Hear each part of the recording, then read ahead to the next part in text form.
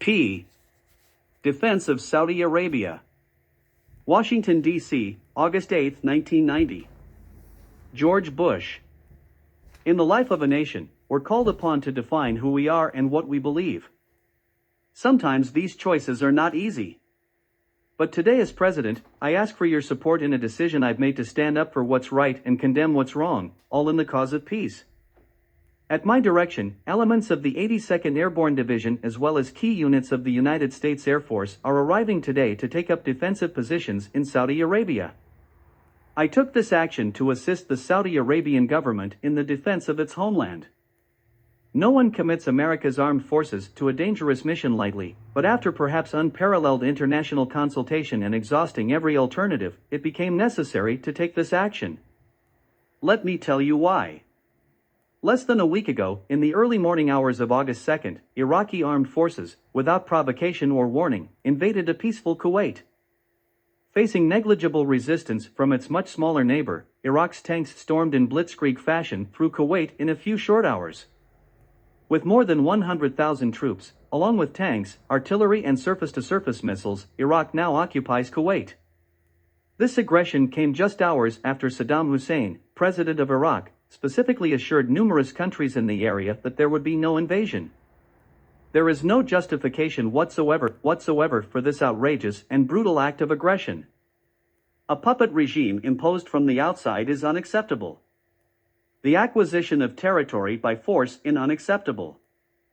No one, friend or foe, should doubt our desire for peace, and no one should underestimate our determination to confront aggression.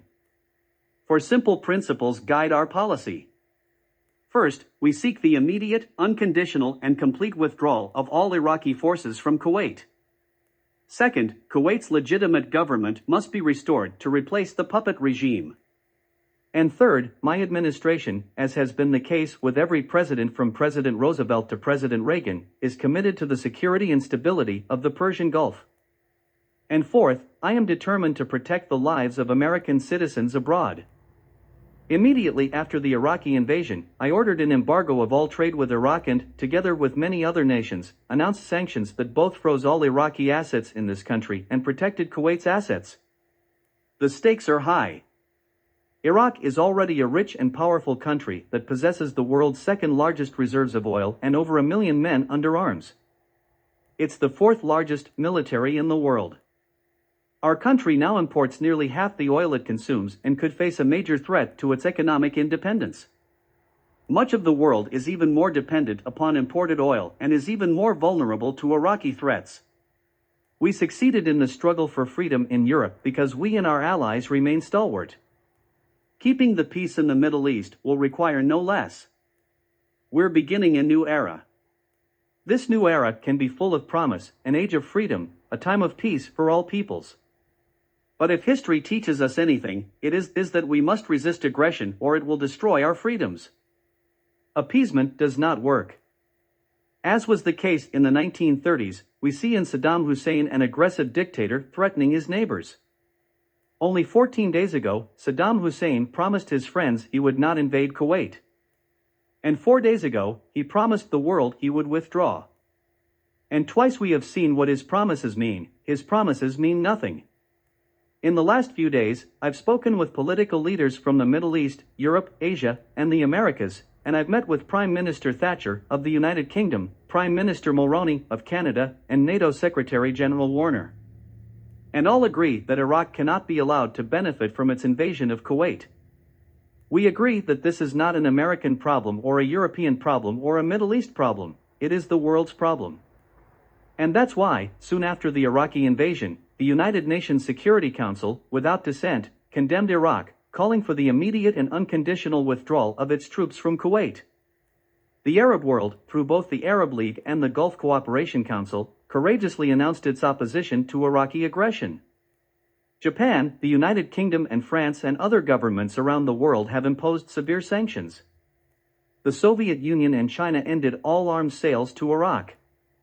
And this past Monday, the United Nations Security Council approved for the first time in 23 years mandatory sanctions under Chapter 7 of the United Nations Charter. These sanctions, now enshrined in international law, have the potential to deny Iraq the fruits of aggression while sharply limiting its ability to either import or export anything of value, especially oil. I pledge here today that the United States will do its part to see that these sanctions are effective and to induce Iraq to withdraw without delay from Kuwait. But we must recognize that Iraq may not stop using force to advance its ambitions. Iraq has massed an enormous war machine on the Saudi border capable of initiating hostilities with little or no additional preparation. Given the Iraqi government's history of aggression against its own citizens as well as its neighbors, to assume Iraq will not attack again would be unwise and unrealistic. And therefore, after consulting with King Fahd of Saudi Arabia, I sent Secretary of Defense Dick Cheney to discuss cooperative measures we could take. Following those meetings, the Saudi government requested our help, and I responded to that request by ordering U.S. air and ground forces to deploy to the Kingdom of Saudi Arabia. Let me be clear, the sovereign independence of Saudi Arabia is of vital interest to the United States. This decision, which I shared with the congressional leadership, grows out of the long-standing friendship and security relationship between the United States and Saudi Arabia. U.S. forces will work together with those of Saudi Arabia and other nations to preserve the integrity of Saudi Arabia and to deter further Iraqi aggression. Through their presence, as well as through training and exercises, these multinational forces will enhance the overall capability of Saudi armed forces to defend the kingdom. I want to be clear about what we are doing and why. America does not seek conflict, nor do we seek to chart the destiny of other nations. But America will stand by her friends. The mission of our troops is wholly defensive. Hopefully, they will not be needed long. They will not initiate hostilities, but they will defend themselves, the Kingdom of Saudi Arabia, and other friends in the Persian Gulf. We are working around the clock to deter Iraqi aggression and to enforce UN sanctions. I'm continuing my conversations with world leaders. Secretary of Defense Cheney has just returned from valuable consultations with President Mubarak of Egypt and King Hassan of Morocco.